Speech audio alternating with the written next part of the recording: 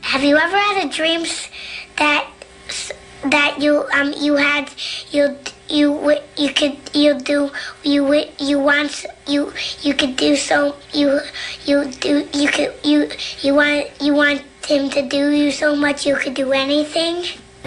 What? Bro, what are you talking about, man?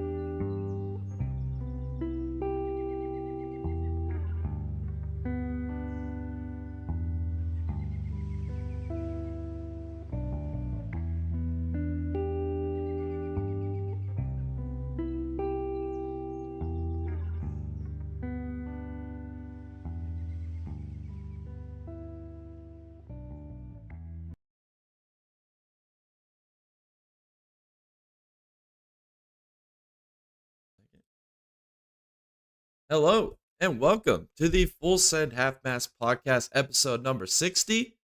I'm your host, MC, here tonight. I'm running solo. Tom had some other things, but stuff that he's doing today. Look to the channel. You might be able to see some of that content that he's getting here in preparation for the Dega Games, friendly competition coming up here in April between the Dega Boys and the King of Camo. Go to their channel and put hashtag Team Dega Boys. Get in their head a little bit because we're going to be winning this competition. But tonight, we are going to be covering all of the races this weekend from ARCA Xfinity Cup there at Phoenix. We got some VP Challenge Series as well as Indy and Indy NXT over there at St. Petersburg. IndyCar was back, baby. Season opener there. And then also the St. Petersburg F1, F2 at Jeddah for the the Saudi Arabian Grand Prix weekend. We'll be covering those races as well. And then our infamous driver a bonehead moves of the week. We got some good selections here this week here on the Digga Boys channel. We'll also go over some points. Then I am going to preview this weekend's races. We have NASCAR at Bristol, baby. And then the IMSA series over there at Sebring for the 12 hours of Sebring endurance event. I'll give you all the needs and wants to knows going into this weekend's race, who to look out for, dark horse picks as well. And then going over NASCAR fantasy, cover a little bit of news here at the beginning, and then maybe a couple extra cool segments I want to throw in here this evening as well. But first off, we're going to get right into some news here. NASCAR, potential rumors of them running the Clash or maybe running some type of event sometime soon around maybe Dodger Stadium, inside Dodger Stadium, something to that effect. I think what is happening here is NASCAR is trying to hit that LA market. LA market is the biggest market in all of the United States. They want to stay in LA. Unfortunately, they tore down one of the best tracks in the entire schedule, a circuit, whatever it may be, Auto Club. We saw a truck race there with NSR League. We saw an IndyCar race there last night. It is an amazing racetrack, puts on an amazing show, and NASCAR wants to stay in that LA market. Potential race there at Dodger Stadium. I don't know. I don't know what to think about it. I don't know. NASCAR fans want to see Daytona back for the Clash. I don't really want to see that. It was a failure. NASCAR fans have goldfish memory. They forget how much they hated it, but now they want it back, so I don't know what to say. But NASCAR needs to stay in the LA market. I don't know why they don't just go and run a street course down in LA. I think that'd be dope. Even go run at Laguna Seca. I've been saying this for years. Laguna Seca would be a fantastic racetrack for these stock cars, but that's neither here nor there. So potential Dodger Stadium opportunity. And we'll see how that goes.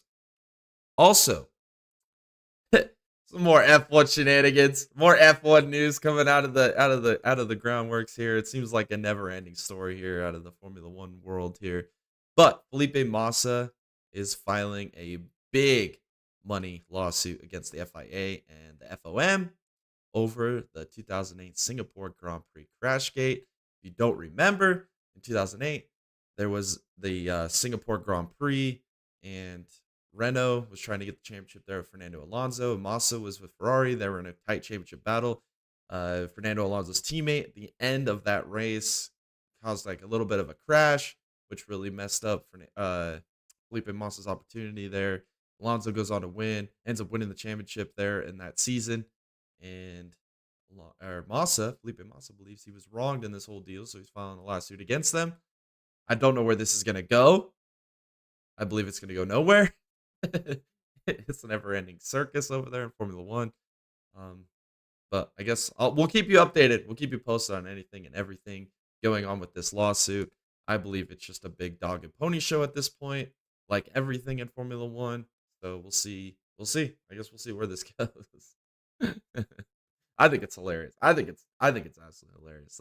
All the shenanigans we're getting here at the beginning of this season. It's like a never-ending news cycle, and I'm here for it. Gives me something entertaining to talk about here on a Tuesday. I think it's great. Also, we've been talking about this for a couple weeks here as well. The BOP issues here in IMSA. We saw, I believe it was BMW, Ferrari got big BOP hits, got penalized manufacturer points after the 24 hours of Daytona. Then IMSA comes out and decides, you know what? Maybe we misjudged our whole point here with the whole BOP issues that we were having. Let's just revert back to what we had and what was working last year. I think this is shenanigans as well. What, like, all these racing series trying so hard to restrict things or change things that don't need to be changed or fixed. IMSA had one of the best, I would say probably the best BOP regulations of any other motorsport out there. Then they go and change it, ends up hurting a bunch of people's feelings. You got new manufacturers like Ferrari, BMW that are just absolutely in arms with IMSA over their whole ordeal because IMSA sets a BOP standard. They outperform the standard that IMSA put in place to begin with. IMSA gets mad about it, has to go penalize them. Then BMW, Ferrari get mad because they're getting penalized for something that they were following to the T. It's just a big old shenanigan show anyway. So IMSA finally decides, you know what? We'll be a bigger man here. We made a mistake. We'll just revert back to the old BOP. So now it's going to allow teams like BMW and Ferrari, who were within the BOP to begin with, now they're going to be at a good standing, I guess. The only thing that doesn't help is they still got hurt with the manufacturer points, and they earned a bunch at Daytona with how well they ran. You had Ferrari winning in the GTD Pro class, or in the GTD class, and then you had BMW having some of their issues, but they still got a good amount of points there towards the end of the race. So it really hurt them. So the points deal didn't get changed, but at least we're going back to the BOP system that actually works and is proven to work. So I'm happy about that. Also, this was pretty big news. I just read this today, actually. Chip Ganassi Racing is parting ways with Cadillac in the World Endurance Championship and in IMSA at the end of this championship season. Wow, big news. They have been the flagship team for Cadillac in the new modern era hypercar, GTP, LMDH, LMH, hybrid prototype era. They've been the front running team. They've been the flagship team. They've been the team to get all the information for Cadillac. They've won races. They've competed for race wins. They've competed for championships even last year. I know it didn't work out towards the end of this year because a lot of the reliability, driver mistakes, and etc. that they had there in IMSA, but they were figuring it out in the World Endurance Championship stage, finding ways to be competitive with Toyota and Ferrari, trying to go get podiums. This year was a decent start, I would say, not probably what they wanted. They got the great drivers. It's weird to me. What is Cadillac where is Chip Ganassi and Cadillac going from here? Does Cadillac invest more money into Action Express, which is kind of their second tier team, you would say, behind the Chip Ganassi Cadillac? They won the IMSA title last year. Didn't have a lot of success in the World Endurance Championship, but they won the IMSA title. They won races in IMSA. They've got a great driver lineup there with Action Express. Do we see them expand to maybe two-car team? Do we see Cadillac maybe pick up another team to be their flagship team in IMSA and World Endurance Championship with Cadillac? That's yet to be seen. We'll have to see where that one goes.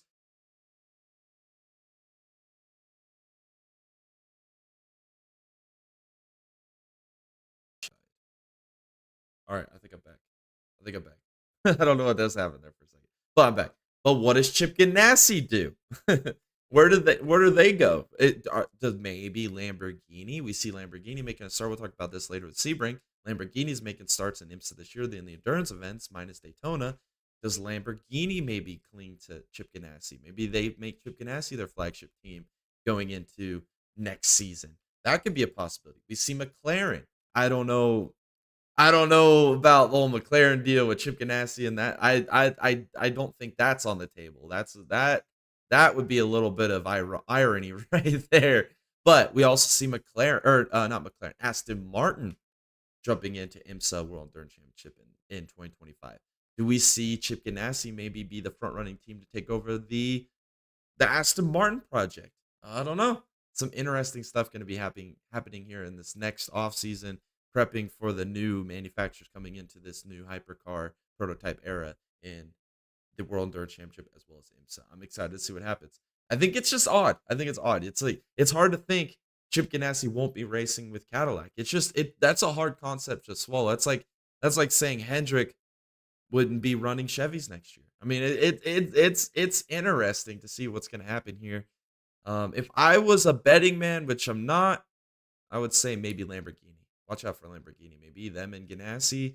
Lamborghini, we'll see what they do this year with Lyron Lynx. But if you're Lamborghini and you're investing all this money right now, what's a perfect flagship team to go for? They've got the driver lineup. They've got the infrastructure.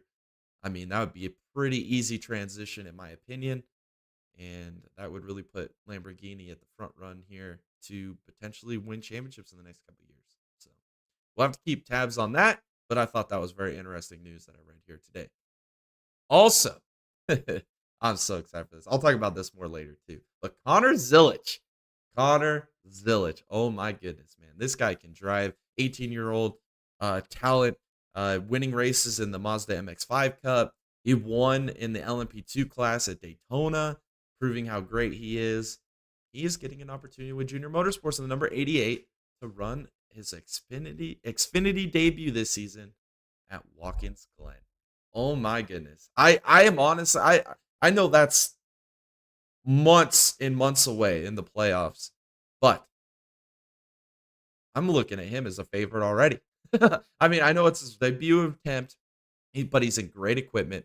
He's an exceptional road racer, and I feel like he's going to adapt well. He's adapted well to everything he's ever driven.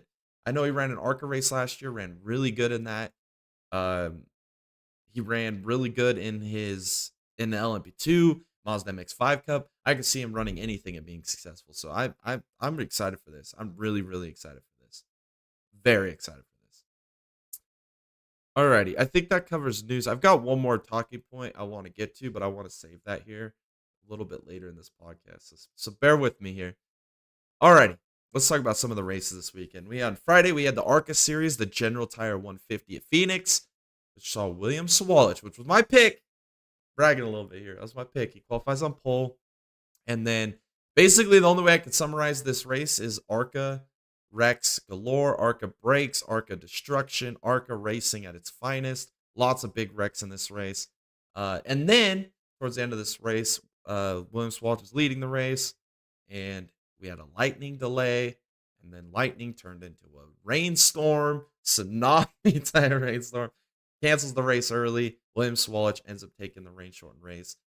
Wow, William Sawalich. I am so excited for this guy, man. This guy, like I said with Connor Zilic just a moment ago, this guy is going to be he's in a Jesse Love-esque path right now. He was one of the only guys all season last year. We saw Fenhouse win a race. Perez was pretty close a couple times competing with him. But Sawalich was really the only guy all year last year that could take that step or take that challenge at Jesse Love. And we know how good Jesse Love is. In my opinion, a generational talent. So I think Sawalich is right there with him in that level. So super excited to see him win this ARCA race. My big takeaway here, and I'll mention this again when we get to the driver of the week, but Isabella Robusto, P6 in her ARCA debut with Venerini. Unbelievable. And this was a stacked field. I mean, we had just talent galore. We had Jack Wood in this race. We had Venerini was stacked with her as well. We had Enfinger in this race. I mean, it was a pretty good strong field that we had in this ARCA race. She found a way to get a P6.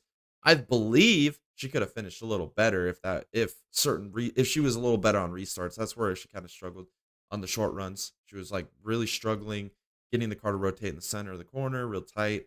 So I think that's where she was struggling at those short runs. But I believe on the long run, she had the speed. Maybe she could end up with a top 5, maybe even a top 3 by the end of this race. So congratulations on her getting a top 6.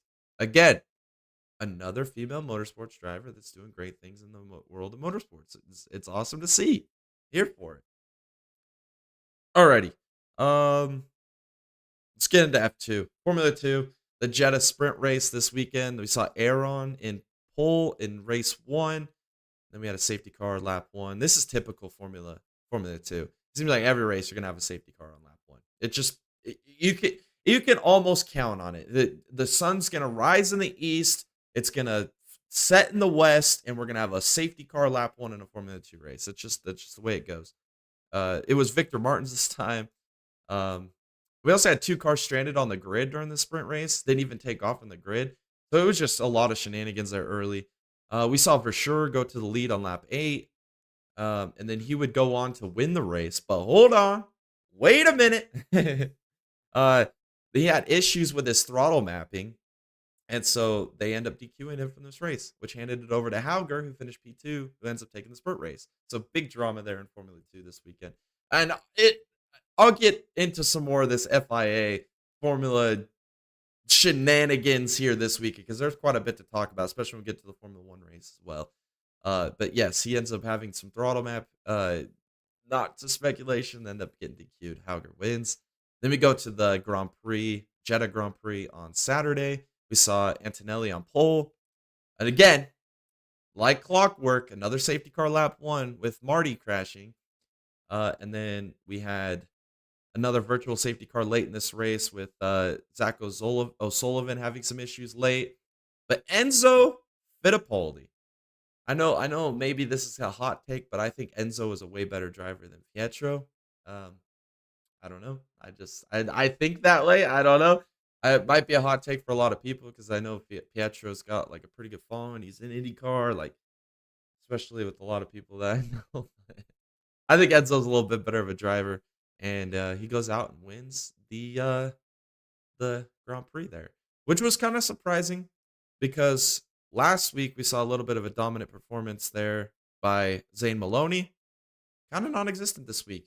It's kind of putting him as like maybe the guy that was gonna pull like a Teo Pourchaire, Frederick Vesey-esque year this season and kind of just dominate every single race. Is kind of non-existent this weekend. Really didn't have qualifying pace, didn't have race pace, wasn't contention to win any of these races. Uh, little surprising to me. I really was like maybe putting a little bit too much stock into what I saw there at Bahrain, but nonetheless, Enzo Fittipaldi wins and pretty good weekend there in F2. Had a lot of shenanigans, but not as much as we have in Formula One, which we'll get to. This weekend, we also had some IMSA racing. We had the VP Challenge Series, LMP3s, and also Grand Sport cars. This weekend in VP race number 1, they were both on Saturday. They were about an hour or two separating them. They had the first race, and then we waited a couple hours and we had the second race. The first race, though, was we saw Jagger Jones qualify on pole for the LMP3 class. And then we had Lazar qualify on pole for the GSX class. This was for both races as well. They were both on pole for both races. And then this number 96 BM2 by Barletta, this guy was an absolute shenanigan show this weekend. In race 1, he ends up getting into the wall. Race 2, he ends up crashing. Yeah, he just couldn't get out of his own way. I mean, it was like he channeled his teammate Robert McGinnis's inner self here this weekend. Absolute clown.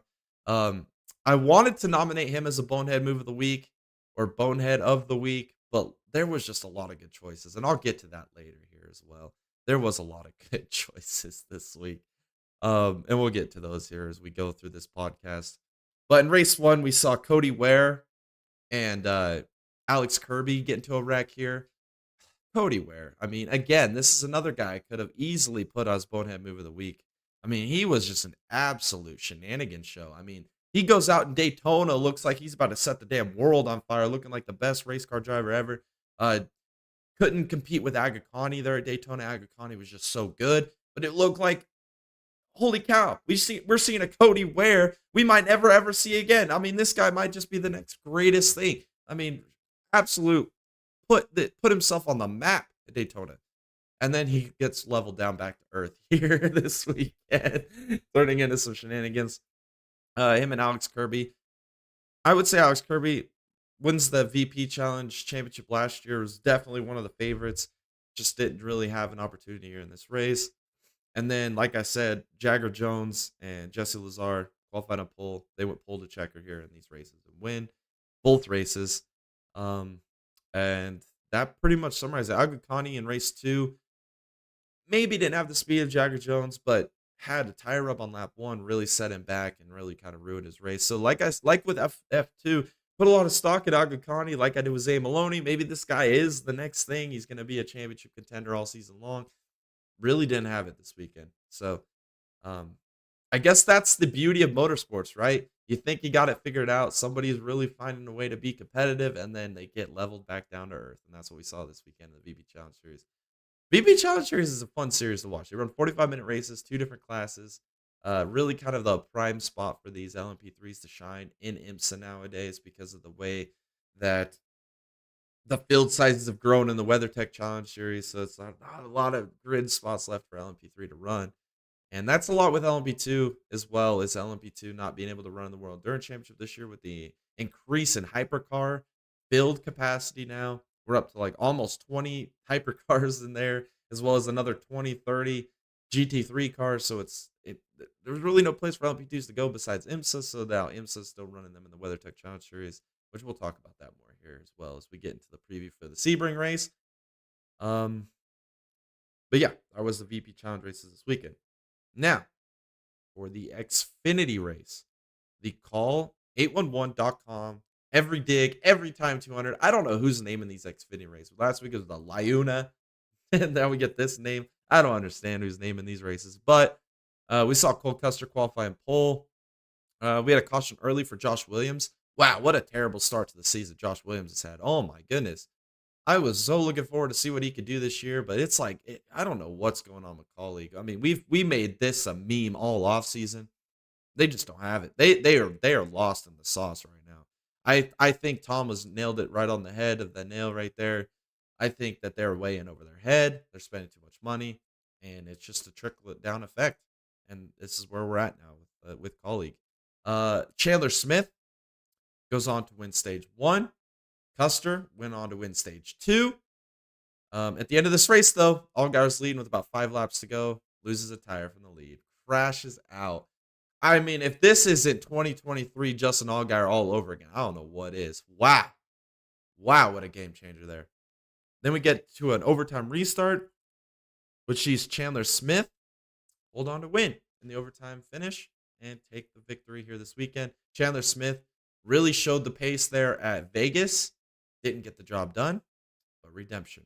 We saw him win last year at Richmond, so he is really kind of solidifying himself as one of these intermediate short tracks, I guess you would call them. Richmond, Phoenix, New Hampshire. They're like 3/4 to a mile long, kind of in that same type of flat, aggressive on the brakes, tire fall off, strategy-esque racetracks. That's kind of like his strong suit. So I think, I don't know, maybe I jumped the gun here on Creed. I'm not going to jump off that bandwagon just yet. Like I said, I believe in Creed. But Chandler Smith, man, this pickup here at Gibbs, man, it's turned out to be a good sign. Being kind of putting himself in the mix as a championship favorite there with Austin Hill early in the season. So that's good to see. Alrighty. Now it's time to talk about Formula One. Formula Un, as we would say here on the Dega Boys channel, or I guess anybody would say. But the Saudi Arabian Grand Prix weekend, we saw no surprise here. Max Verstappen take pole. I went with Sergio Perez to win this weekend. I really did. I know it was a pretty much a shot in the dark. It was kind of a bold, hot take there. But I just felt like he won this race last year.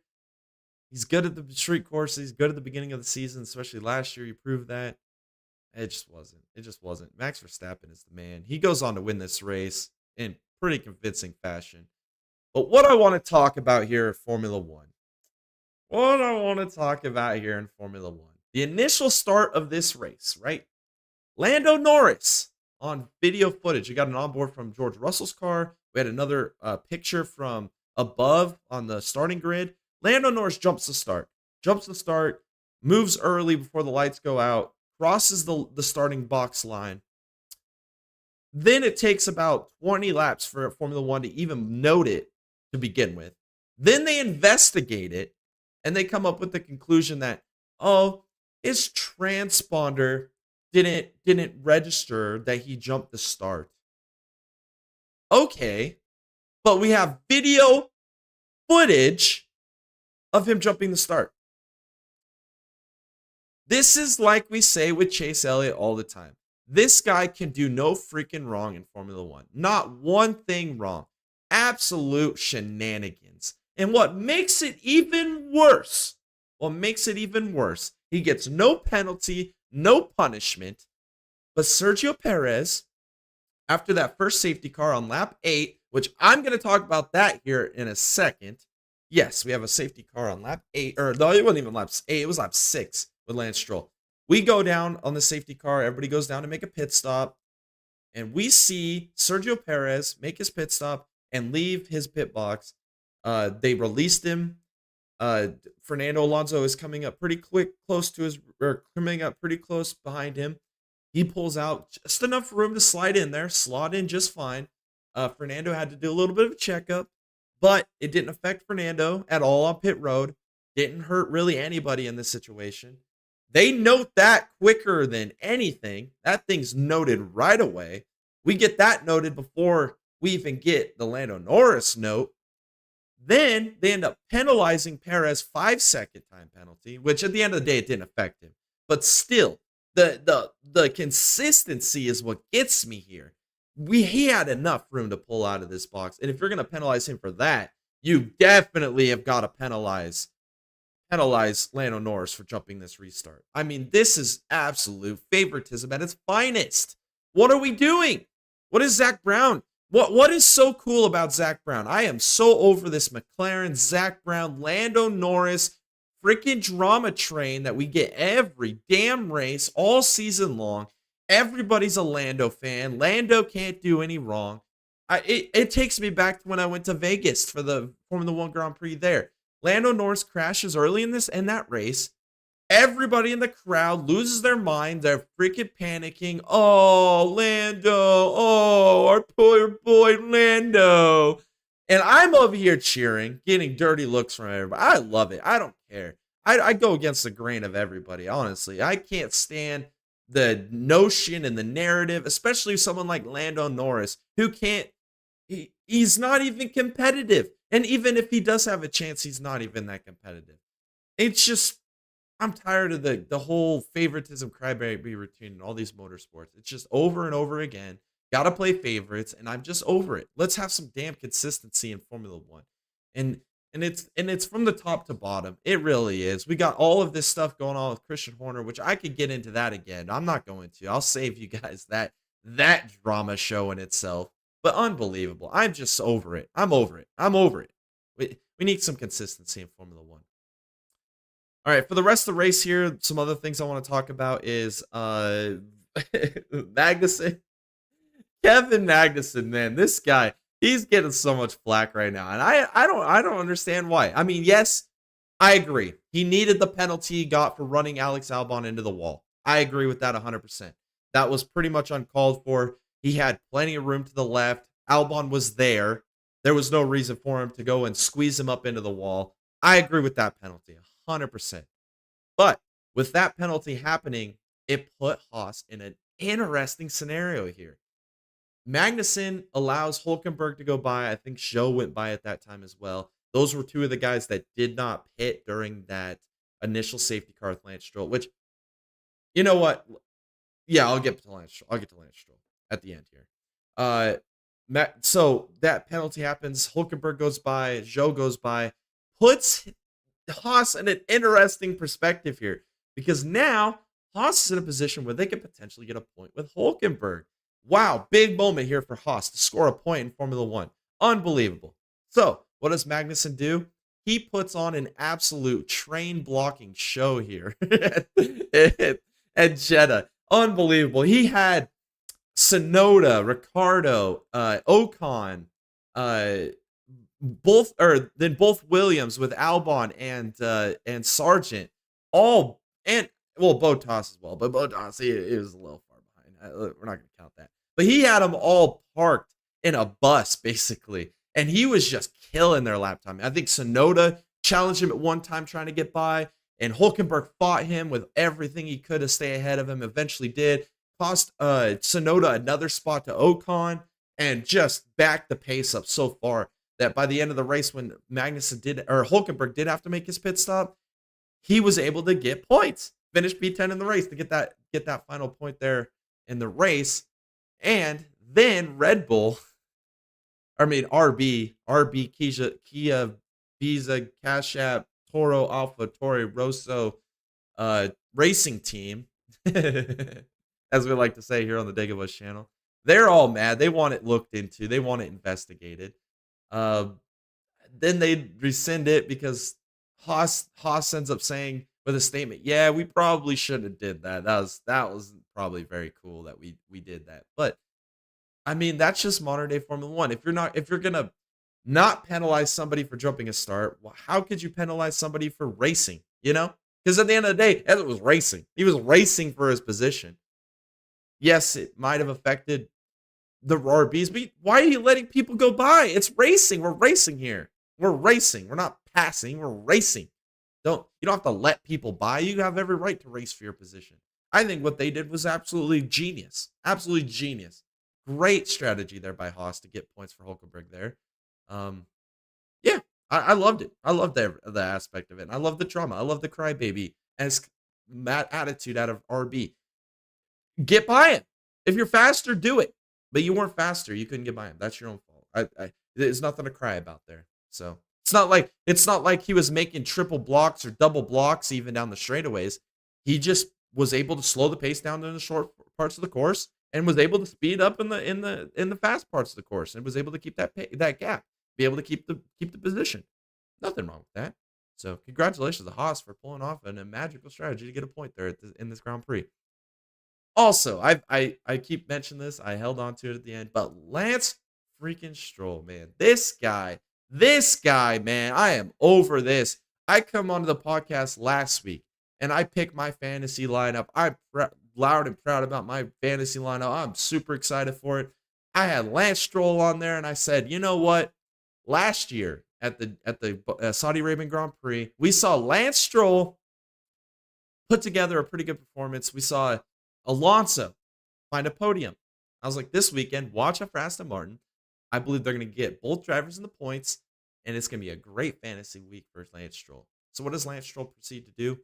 Eats the wall, not once, but then twice. Ends up ruining the car. And the best part about it is his team comes over the radio and says, hey, Lance, can you bring it back to us? And he's like, I can't bring it back to you. I'm stuck in the wall. What a clown. What an absolute clown. I love it. What an idiot. I love it. Lance Stroll is a joke. This guy is going nowhere. He's getting outperformed by a teammate that's past his prime.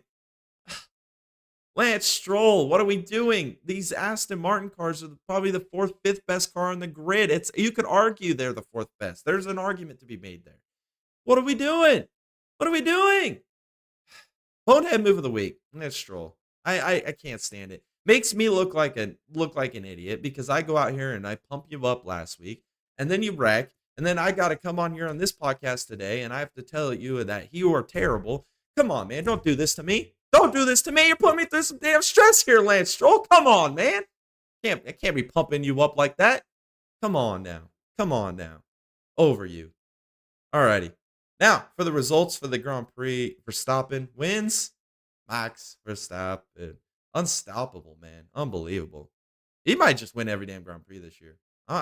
I could almost say it right now, confidently, that he is going to win every race this year. He is just so good. He's so good. The RBs are good. The Red Bulls are good. They hold him back during testing. Here they are, winning races again. Unbelievable. Perez, even with the 5-second penalty, which I feel like, sure, give it to him. But then again, if you're not going to give a penalty for this, why are you giving a penalty for this? It's just consistency. We need consistency. He still finds a way to finish P2. And then Charles Leclerc with a P3 finish here. And also the fastest lap on the final lap of the race. Getting him some points, helping out Ferrari there. But now that I mentioned Ferrari, oh my goodness. We saw Carlos Sainz. Didn't race this weekend. He had appendicitis. They throw in Oliver Behrman, 18-year-old. Unbelievable. We said this last year in Formula 2. He was really turning up there towards the end of the season, really competing with his teammate Vesti. Wins a race there at Baku in Formula 2. I mean, I didn't have any expectations. I would have been shocked if he'd have got points, to be honest with you. I thought he was going to run P11. It's kind of what I was thinking going into the weekend. That's where he qualified, and I figured he would make some mistakes, he would have the pace, and he'd find a way to just be right outside the points. Nope. Proved me wrong. He finished P7. Unbelievable run. I mean, dang. And then at the end of the race, when Hamilton and Norris pitted towards the end of the race, put on the soft tires because they didn't pit during that initial safety car, I was like, yeah, he's going to be a sit and duck. He's going to fall back to about ninth. Maybe, yeah, about ninth, at the end of this race. Nope. Kept the pace together. Kept them at bay. Ends up finishing P7. And the funny thing about this, though, he has more points in Formula 1 in one start than he has all Formula 2 seasons so far. It's so great. It's so great. I love it, man. I think this guy is going places, man. I know we saw glimpses of this with De Vries when he had his limited start and ended up opening his opportunity to race for AlphaTauri, RB, Red Bull, Cash App, Visa team. But we know how that turned out. So, I'm not going to put too much stock in this. I'm excited for him. I think he did great. I think he has potential to go somewhere, but I'm not going to put too much stock into it because I don't want to jinx it. I've jinxed a lot of people already this year. I've talked about multiple here on this podcast already. But what a run by Oliver Behrman this weekend. Alrighty. Before I end my F1 talks and everything here, I just want to talk about Formula One Academy. If you don't know what Formula One Academy is, all female Formula racing car series. They run about 8 races a year. This was their first weekend here. Iron Dames. Iron Dames, the youngest contender for Iron Dames last year that we saw was Dorian Pan. She is, in my opinion, I think she's the best female race car driver on planet Earth right now. In my opinion, without a doubt in my mind. She started racing at like the age of 15. So she's only 19 now. She's only been doing this for like 4 years. She was too young to do anything formula-based open seater cars at the age of 15. So she had to go run Clio Cup, was very successful there. Then she went on to go run in the Euro Ferrari Challenge. Ends up winning the championship in 2022. Absolutely lit the world on fire. Gets picked up by Iron Dames. Runs in the World Endurance Championship and IMSA. In IMSA in the GTD class. She was out running. I remember last year at Petit Le Mans when she was behind the wheel and she pulled about 10-second gap on gold and silver drivers as a bronze driver. Absolutely annihilated them. It was unbelievable. They go on to have a great performance there. I believe she was definitely the best driver there with Iron Dames. And I'll talk about that more later, but I think that could be the reason why Iron Dames has kind of taken a little bit of a step back this season so far. Then, not only that, goes out to the 8 Hours of Bahrain, the World Endurance Championship, and absolutely shocks the freaking world. And I believe she was a big integral factor in doing so with her pace that she had during that race as well. Then, Daytona. She wasn't there. Like I said, I'll talk about that later. She gets this opportunity with Mercedes just maybe a month ago. They put her in the car to run in the Formula One Academy. She goes out and wins pole, blisters the field in pole. Then she goes out in race 1, wins race 1 in pretty dominant fashion. Goes out in race 2, wins race 2, pretty dominant fashion. And what really, really devastates me, irks me to my core. Oh my goodness, I'm heartbroken. She wins race 2, but at the end of the race, she didn't see the checkered flag. Her team takes off their radio, starts celebrating. She's still digging. She's still going for another lap because she never saw the checkered flag. Her team never warned her of a checkered flag. So basically runs another lap at full pace, finishes the race, and then at the end of it, they end up taking her win away. She give her a 20-second time penalty, I believe, which relegated her back to P9.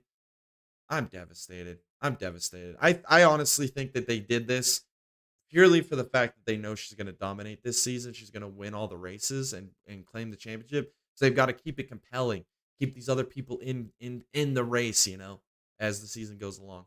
That's my opinion. But unbelievable. I'm going to nominate her as a driver of the week nominee. Just regardless of the penalty she got, she still dominated the weekend. And she is going places. And I'm confidently going to say this. I believe she is going to, if she continues in the path she's in, I think she'll be an F3 by the end of this year. I think it's potential that we see her full-time Formula 2 even by as soon as next year. And if she wants to continue on the single-seater route, I believe she'll be a Formula 1 driver someday. I think we might finally see, in this modern era of Formula 1, we might see a Formula 1 driver that's female. And I am here for it. And even if she doesn't go this route, even if she gets out of the single-seater stuff, she doesn't find the success there, she's going to find a home in IMSA somewhere, maybe even with a flagship Lamborghini hypercar team or even a flagship Ferrari team somewhere down the line. And she's going to win races like the 24-hour Le Mans. She's going to win the Rolex 24 at overall in an LMDH, LMH hypercar platform. Maybe even win Petit Le Mans, maybe even win the Battle on the Bricks. She's going to win some of these marquee events, and it's going to be awesome. I'm super excited for the future for Dorian Pan, and she is so good. So good. That is what I'm talking about when I'm talking about female race car drivers. Haley Dingham fans are probably going to hate this. They're going to call me a chauvinist because I say another female is better than her, but that's my opinion. Fight me. Alrighty. Where was I at here? I just talked about all of Formula One Academy. Let's talk about IndyCar. I think we've waited off long enough here. IndyCar, baby. IndyCar is back. I want to start with the Indy NXT race, though, here on Sunday morning. Nolan Siegel. This was my pick also going into the week. He qualifies on pole. He goes on to win the race. Major incident, though, in this race, we had Pearson. He ends up making contact with Chadwick. Gets a big time penalty for that as well. I think it's warranted. I want to put stock in Jamie Chadwick. I believe this is the kind of a do or die year for her because the progression she's gone to. She was a rookie last year. She was learning.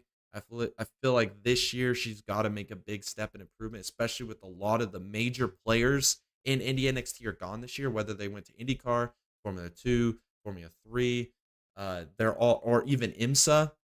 I believe this is the year she's got to take a step forward. She's got to find top 5 finishes sometimes throughout this season. Didn't start too well this weekend. Had contact, really set her back in this race with that contact with Pearson, making contact with her. But I believe she's got a great chance to do some great things this year. I'd like to see where she progresses here after St. Petersburg. But Nolan Siegel goes on to win, my pick. This guy is obviously the front runner championship favorite here.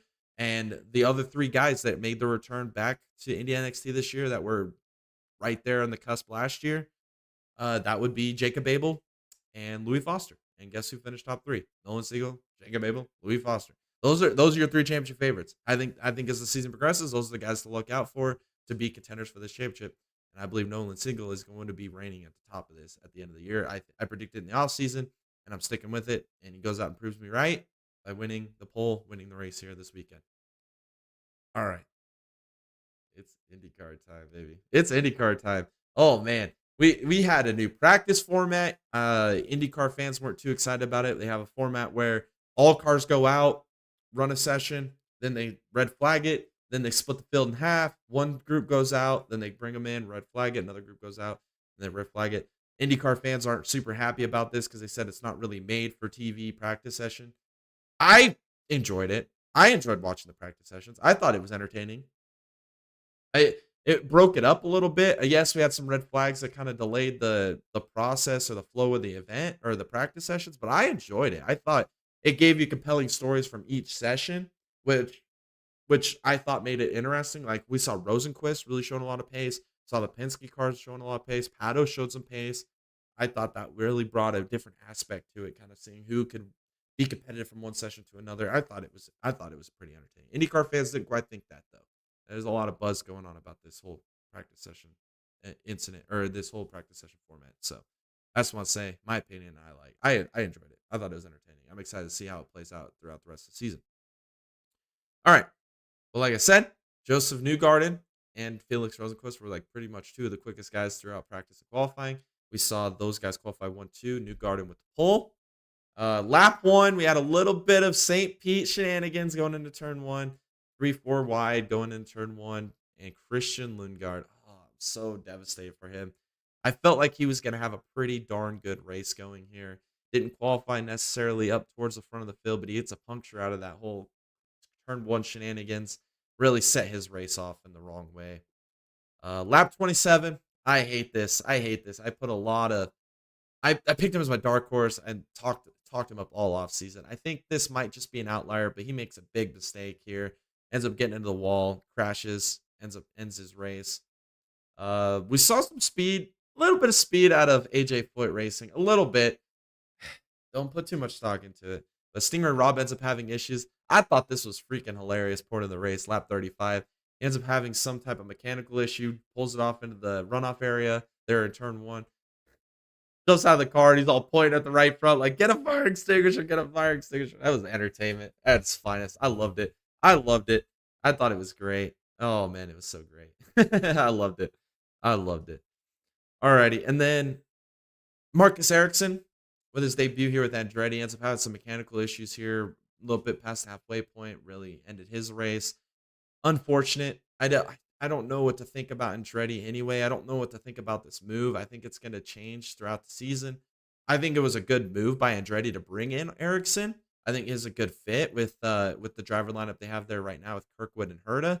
I think that those two younger drivers, I think they need someone that's proven race winner, a proven veteran, someone that has competed in Formula One, IndyCar, and has shown pace, and somebody that can push these guys that's got the experience on these road courses uh, to improve that team. It's just unfortunate start to the season here. We'll have to see how this progresses throughout the season.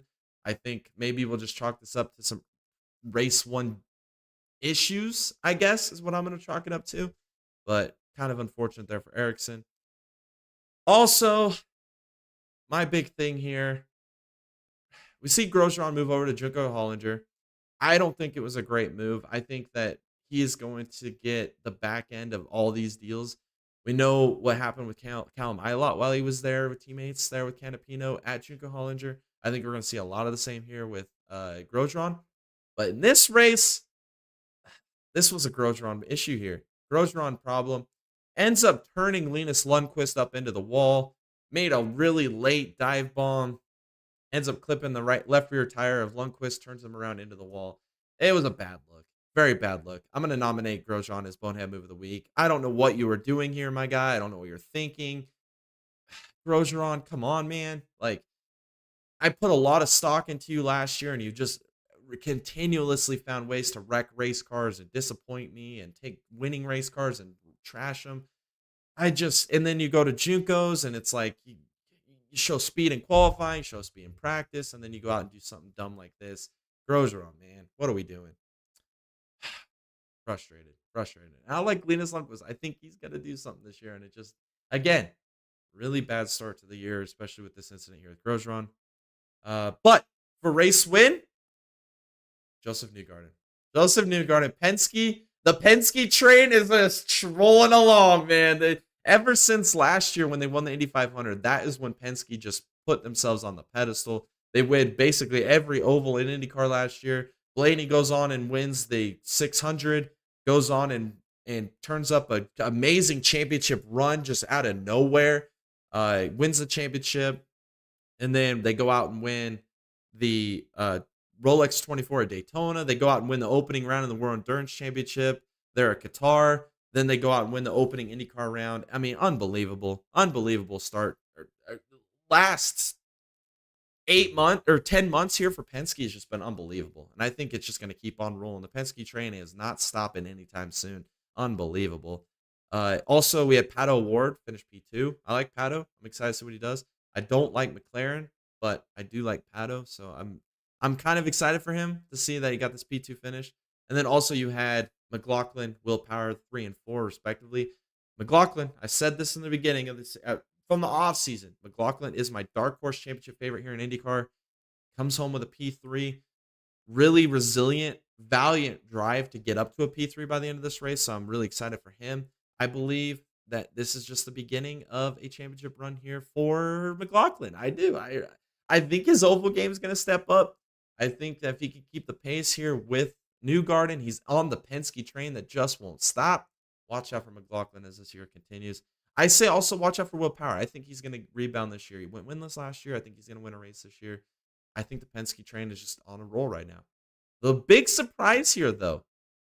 Oh, Alex Palou, Scott Dixon. We didn't see the speed at all, really, out of Ganassi this weekend. We saw Kiffin Simpson have issues. Yes, he's a rookie. Lance Lundqvist gets spun by Grosjean. He didn't really have a lot of pace anyway. And then we see Marcus Armstrong make his mistake at the wall. So Ganassi, after such a dominant performance last season, not a great start. Not a great start here for Palou, Dixon. But we've seen it all year long. Or we've seen it, well, many times before. We've seen that Ganassi always seems to turn it up last year. The championship battle there for Palou didn't really turn up until really the month of May is when he showed up. So I believe we might see a lot more of that this year. But when they get there, can he mitigate the points damage where he can actually turn up towards the end of the year and make a run for another championship? Hello, Palou. Hello, Palou. Where are you, Palou? Alrighty. Now it's time to talk about some NASCAR.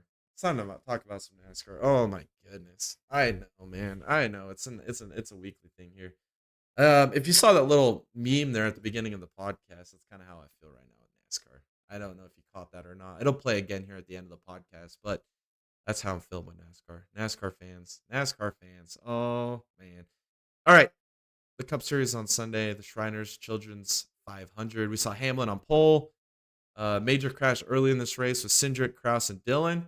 Dillon, arc break moment. This is another guy I could have nominated for Bonehead Move of the Week.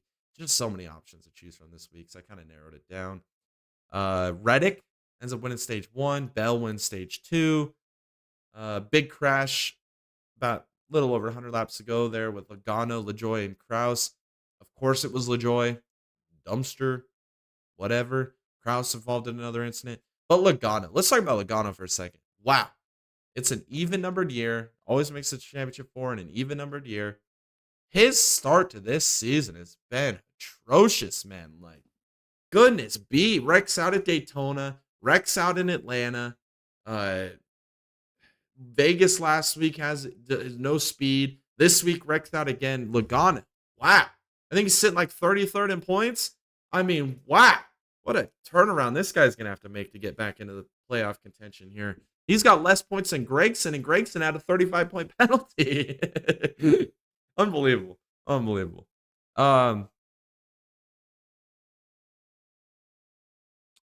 Yes. Oh, and then Bell drives from back 20th at the end of that race all the way to the lead to win the race. Bell, dominant performance. Toyota, dominant performance. Unbelievable. There's not much I could say more about this race. I thought it was a great race. This is what I want to talk about. Here we go. Let's get into it. NASCAR fans eating up the internet, telling you how terrible this race is, how terrible Phoenix is. It should be no longer the championship race. It's garbage. We saw this last week with Vegas. Larson wins that race. If you would have taken Larson out of the equation, the battle from 2nd to 7th last week was amazing. What are NASCAR fans saying? That Phoenix and Vegas, garbage races, dumpster races. We hate this racing. This racing sucks. It's terrible. I'm going to edit that out, but I will go back through the picks that I made for this weekend. So, for this weekend, or I guess driver of the week, I'll start off with that. So Isabel Robusta with the P6 finish there in the ARCA series and her ARCA debut. Congratulations to her there. Dorian Pan with her Formula One Academy dominance this weekend. I'm going to give her a big shout out for driver of the week. And then Oliver Behrman with a P7 in the Formula One Grand Prix debut as well. Congratulations to him. And then Bonehead Move of the Week, I'm going to nominate Lance Stroll for running out of talent in the Formula One Grand Prix, hitting the wall. I'm tired of promoting this guy. Just absolutely shenanigans out of him this weekend. I'm done with him. And then Kevin Magnussen walling Albon. Yes, he got the penalty for it, but what an absolute shenanigans move there by him. I'm going to nominate him. And then Roman Grosjean for wrecking Linus Lundqvist in the IndyCar race. Just bad look. Trying to rebrand himself with Juncos. Bad look for him. Also, I'm going to go over the points real quick in the points series, or the points for the Cup Series. Ryan Blaney is back as your points leader with 151 points. Kyle Larson is second in points with 141, 10 points back. Third is Truex with 141. He's also 10 points back. In Formula One, Verstappen is your points leader. Perez is P2, 15 points back. And Leclerc is P3 there, 23 points back. In Constructors in Formula One, Red Bull is your leader with 87. Ferrari is 38 points back. And then McLaren is in third, 59 points back. IndyCar, Joseph Newgarden is your points leader. Pato O'Ward with his P2 finish. He is 40 points. He is 14 back. And Scotty McLaughlin, my Dark Horse Championship favorite in the offseason, he is third, 19 points back. All right, the picks for this weekend's races in the Truck and the Cup at Bristol and the Pilot and IMSA series this weekend at Sebring. Notable entries. We have William Sawalich in the Truck series, the number 1 Tricon Garage. Kyle Busch in the number 7 Spire entry truck. We have Connor Jones in the number 66 Thor Sport. With Zane Smith returning back to Truck Series in the number 91 McAnally entry. In the Cup Series, we have Kaz Gralla in the number 15 Rick Ware Racing. With AJ Allmendinger, who's back in the Cup Series there with colleague this weekend at Bristol in the number 16. We have Roman Grosjean making a start with Lamborghini in the GTP class there this weekend as Lamborghini makes their debut in IMSA. We have Tom Blomqvist back behind the wheel of the number 31 Action Express Cadillac after his run there at Daytona for the Rolex 24 as the third driver there. And then we have Macchio Vecchi in the number 6 Porsche coming off of a Rolex or a Qatar World Endurance Championship opener P3 finish there. Then we have Scott Dixon and the number 101 Cadillac back in the mix there with Chip Ganassi. We'll see if they could turn things around. Or teammates there with Van der Zandter and Roman Grosjean. And then Colton Herta will be in the number 40 Wayne Taylor Racing entry. And then Hartley will be in the number 10 Wayne Taylor Racing entry there this weekend as well. And then Dane Cameron coming off of his Qatar World Endurance Championship race win there with Penske Porsche in the number 7 alongside Nazar and Matty Campbell. In LMP2, we have Hunter McElrea in the number 11 LMP2 with Connor Zilich and the number 18 LMP2 as well. They are coming off of their Daytona Rolex 24 victory, and I'm a huge fan of Connor Zilich. He's going to do some great things this year. And then in the GTD Pro Class, we got James Hinchcliffe. He's back with McLaren. I think he's going to do some great things this weekend. See if they could turn around their bad luck they had there at Daytona. And then Kyle Kirkwood.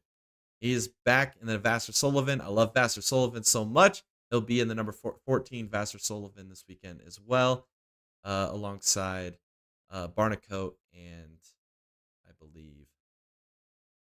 Goodness, now I'm blinking.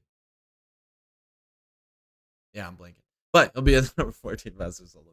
And then in the Ford Multimatic number 64, we got Mike Rockenfeller making a start there. And then in the GTD class, we have Di Francesco in the number 78 Lamborghini, returning after having those issues there at Daytona. If you know, you know, involving Chip Ganassi and a dog. Alrighty, Friday, the Alan J. Automotive Network 120. The race winner, I believe, is going to be the number 96 Turner BMW in the Grand Sport class. I'm taking them as my favorite, not the flagship team, because the flagship team has the 95 with Robert McGinnis, and we know how that will go. So I'm going to take the number 96. And I'm a huge fan of Foley. I believe he's a great race car driver. I think he's going to take that number 96 to the top. And they've been kind of the favorite in the Grand Sport class over the last season. And I believe they're going to continue that momentum on here into Sebring. And then my dark horse is the number 13 McCumbee McAlare Racing Ford with Chad McCumbee specifically. I believe that they're going to do some great things. It's a dark horse. The Fords didn't have the great runs there at Daytona. I believe they're going to turn some things around. I think they learned a lot at Daytona about their cars, learned a lot about what kind of things they needed to improve on. I think they're going to capitalize on it this week. And I think we'll see that number 13 battling within the top 5, maybe even go for the win here in this 120-minute race in the Pilot Challenge Series. And then in the TCR, I'm doing it. I'm taking it. Robert Wickens and Gottsacker. I'm a believer. This team was the champion last year. I believe they're going to go back-to-back this season as well. I believe Daytona was a fluke with the issues they had, not finishing with reliability. I'm just a believer. I love this team. This team's great. They're going to do some great things this race. I believe they're going to win this race in convincing fashion. I believe maybe they'll have to race with their teammates there a little bit at the beginning, but I'm looking forward to seeing Robert Wickens back in victory lane in the Pilot Challenge Series. Also, in my dark horse here for the Pilot Challenge, I'm going to go with the number 5 Alfa Romeo team. This team is so hit and miss. They're either going to finish in the top 3, compete for the top 3, compete in the top 5, or they're going to DNF out of the race. And that's what we are going to see again here this weekend. Either it's going to be good or it's going to be bad. That's what I'm taking as my dark horse. Maybe by the end of this race, we see him battling within the top 3 in the TCR class, competing with the Hyundais. We'll see. It'll be interesting to see if that comes to fruition. Alrighty. Now, in the IMSA Pilot Challenge Series, the Mobile 1 12 Hours of Sebring in the GTP class, I'm going to take the number 7. Matty Campbell specifically is the reason why I'm taking them. They also have Dane Cameron and Philippe Nazar. But the Penske train is keeping on rolling here this weekend. I believe they're gonna be on another win. They've gotten so many wins so far this season. They win Daytona, they win the opener to the World Endurance Championship. I think it continues this weekend with the number 7. And Matty Campbell is an early preseason favorite or early season favorite for Driver of the Year. And I think he's going to find himself back in victory lane again here in the 12 Hours of Sebring. And then my dark horse, I love this team. They impressed the hell out of me at Daytona. I think they're going to keep that momentum rolling. Isn't that beautiful looking Porsche 963? I'm going with Proton. They've got a different driver lineup than they did at Daytona. I don't think that's going to be a problem. I think they're going to keep the momentum rolling. And I think that they are going to find themselves up in the top 5 at the end of this race. I'm here for it. I'm excited to see it. I love the car. I love the team. I think they're going to do some great things. Also, in the LMP2 class, I'm going to go with the number 18 Aero Motorsports, and it's purely because of Connor Zilish. I'm a believer. This guy is a talent. He's a wheelman. Doesn't matter if he's in an MX5 Cup, an ARCA car. Doesn't matter if he's in an LMP2. I think you can put him in anything, and this guy's going to find speed, and he's going to be quick. I'm taking them to win this race. And then the number 81 Dragon Speed entry in LMP2 is going to be my dark horse. I believe this team is on the rise. I believe this team is going to keep on doing things. It's a beautiful race car. It's a Dragon. I mean, it's got to be a fan favorite just by the paint scheme alone. I think they're going to do some great things this weekend. Top 5, maybe even contend for a podium finish at the end of the race. And I think it's a great dark horse pick. I'm staying away from the number 33 American Scheme, Ligier, Sean Creech Motorsports after Daytona. The embarrassment that they put on Motorsports. I'm staying as far away from that team as I possibly can. I'm not taking them. I can't believe in it. What clownery we saw there out of Daytona. I'm going to stay far, far, far away from that team this weekend. Now, in GTD Pro, I'm going with it. I'm going with the number 14 Vassar Sullivan team. Hawksworth, Barnicoat, as well as, I just mentioned it, it was Kirkwood. I believe this team, they won the championship last year. This team had issues at Daytona. They wrecked earlier. I don't think that stuff's going to happen again. I think they're going to get back to their winning ways this weekend at Sebring. And I think that they're going to win this race in pretty convincing fashion. It'll be interesting to see what the Fords do now that they had some of their issues figured out from Daytona with their hood latches, their spoilers, and wings coming off those cars. I think they're going to figure a lot of that stuff out, and I think they're going to be a lot faster. I'll be interested what they do. I'll be interested what the Corvettes do at Pratt Miller as well. Do they have something for this Vassar Sullivan team? I'll be interested to see, but I'm still sticking with Vassar Sullivan. I think they're the team to beat. I love this team, energetic young team. I love it. I want to see them do good this weekend. My dark horse, I'm going to go with the number 65 Ford Multimatic, and purely because of Hand. I think this team's going to do good. Like I said just a moment ago, I think they've got to figure out a lot of their reliability, car failures that they had there at Daytona. I think they're going to turn around. I think you might be seeing them compete a little bit here this weekend. I'm excited to see it. I like this new dark horse platform.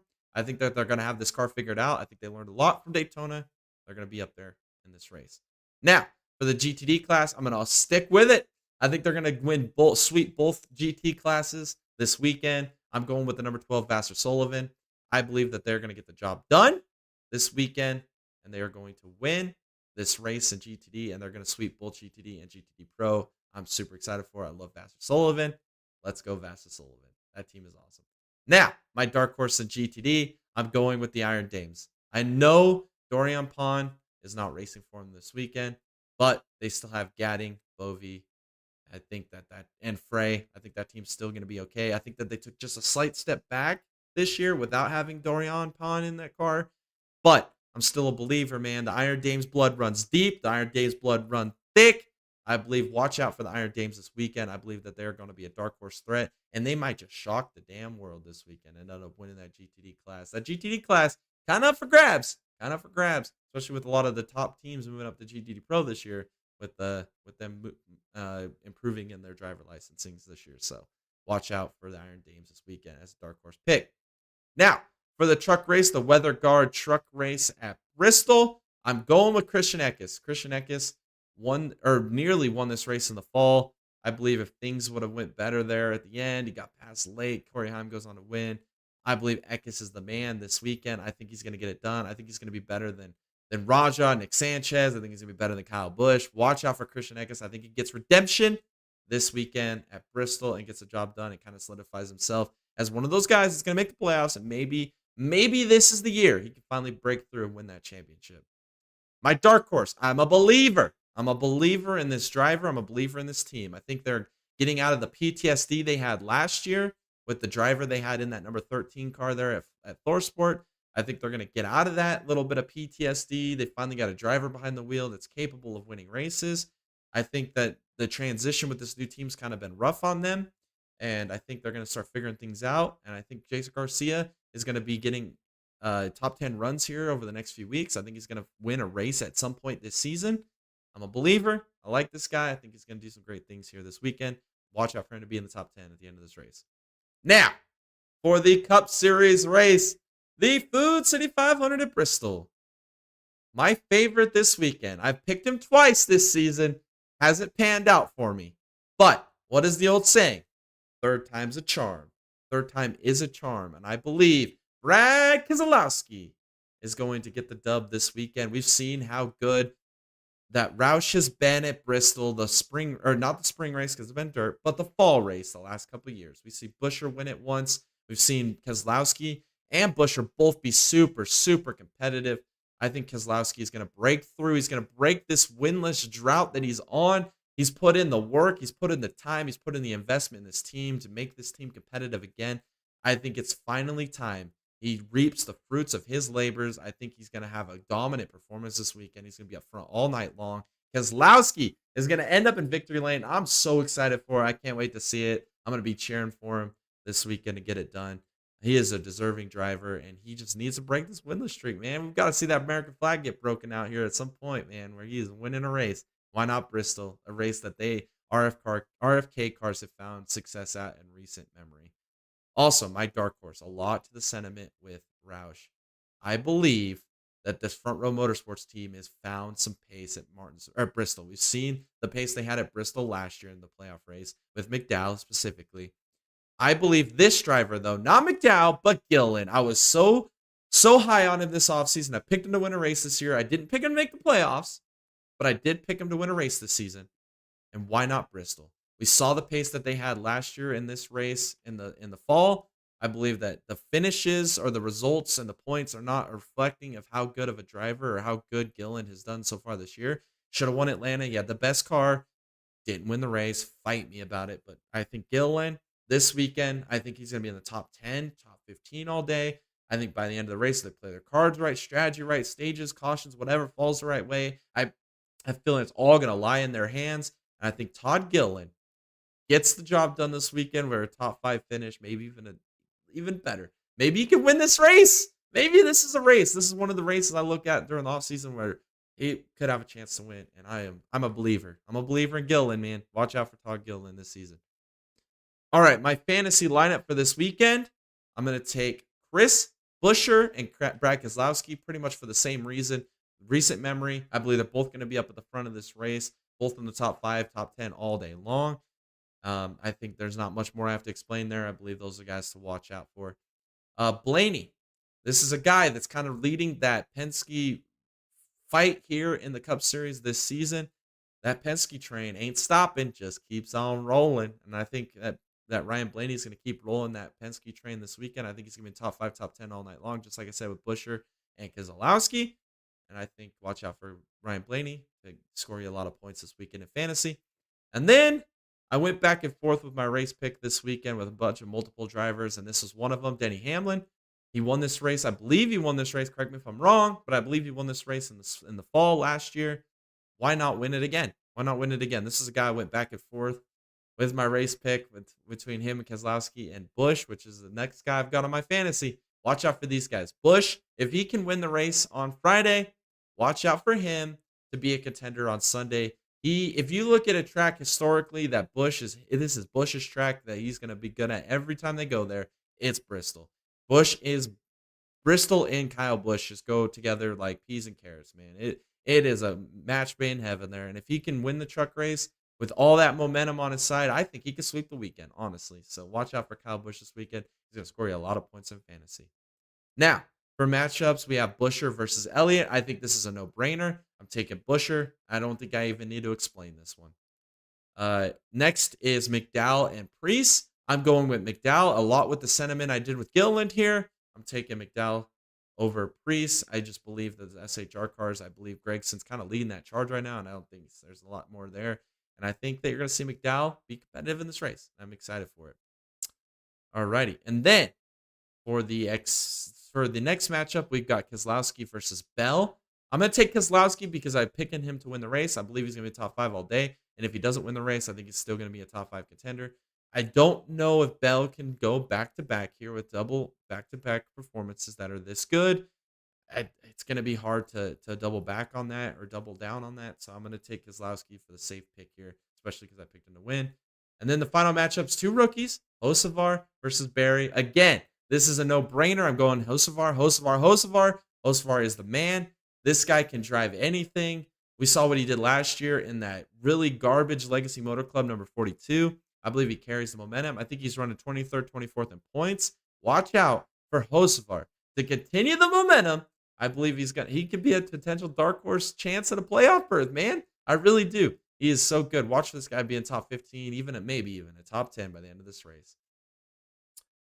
Alrighty. I have one more thing I want to do before I end this podcast. So, bear with me.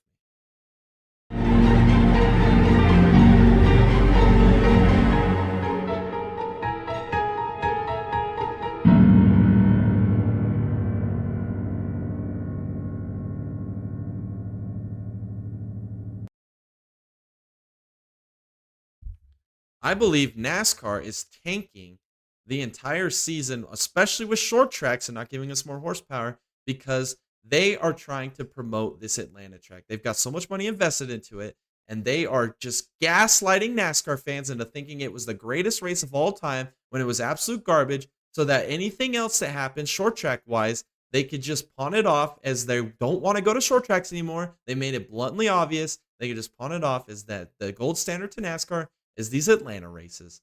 And that is what's happening. Wake up, NASCAR fans. You're being gaslit.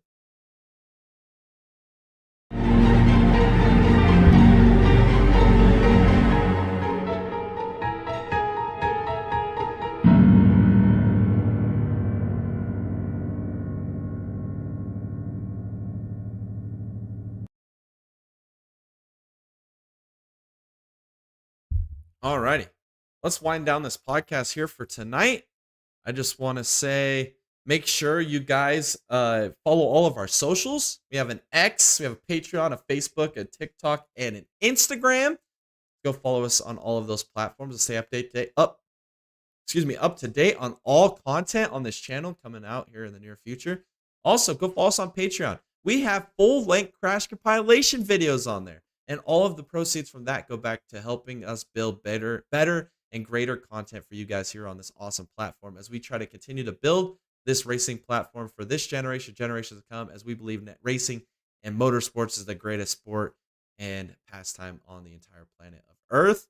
And we're trying to grow it and continue to build this platform for everybody to enjoy racing just as much as we do and find like-minded people who will also love and enjoy racing. So go and check out our Patreon and watch those full-length crash compilations, the ones that YouTube doesn't like, the ones that are not YouTube friendly, the ones that we have to mix and match to be able to make fit for the YouTube platform.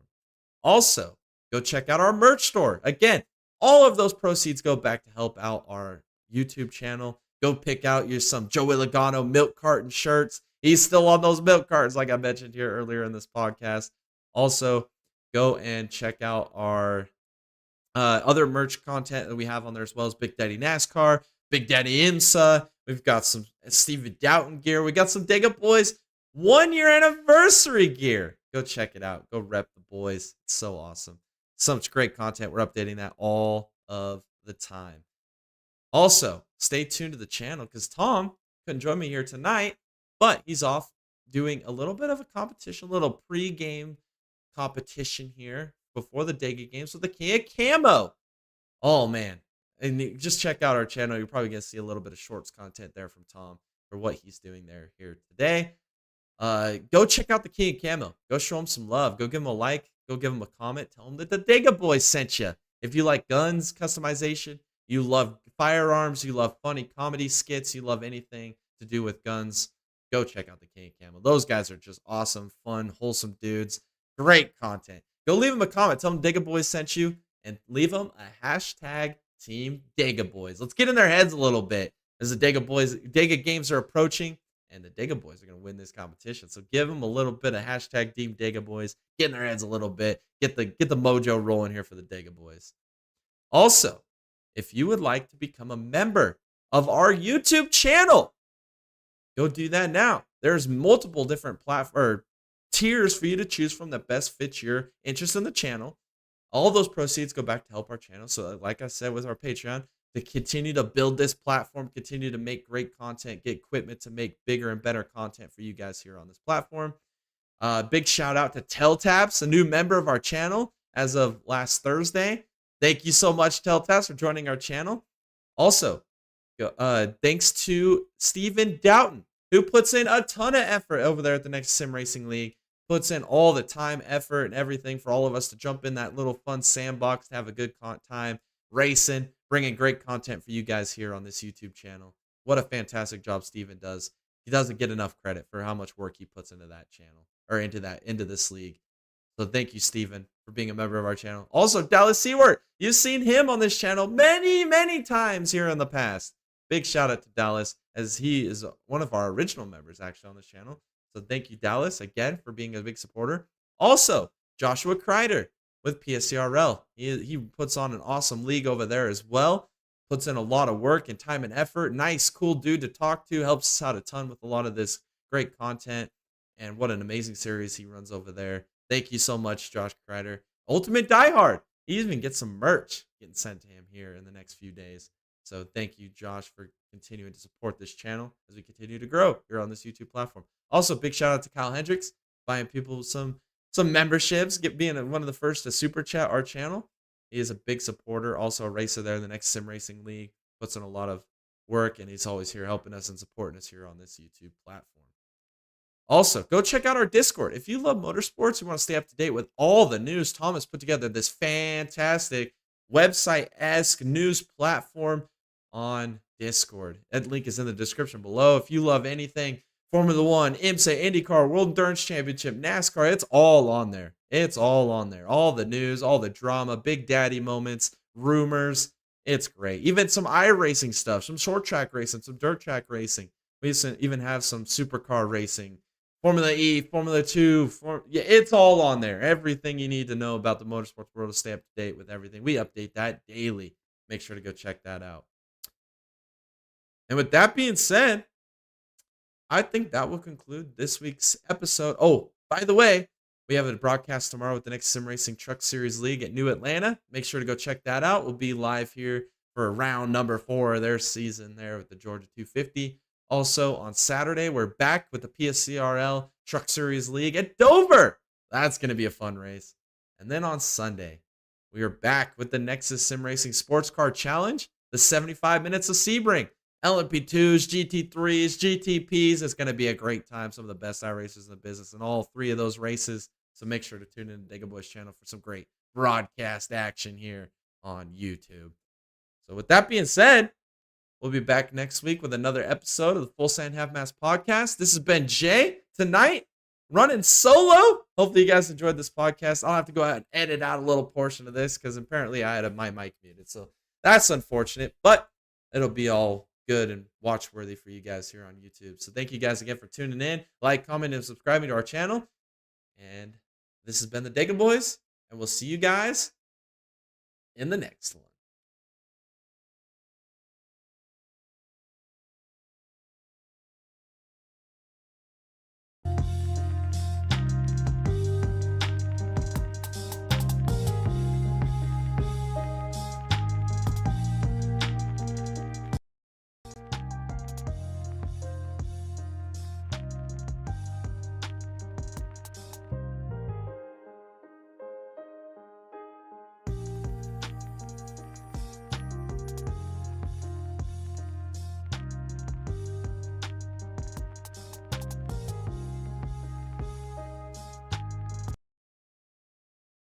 Have you ever had a dreams that you want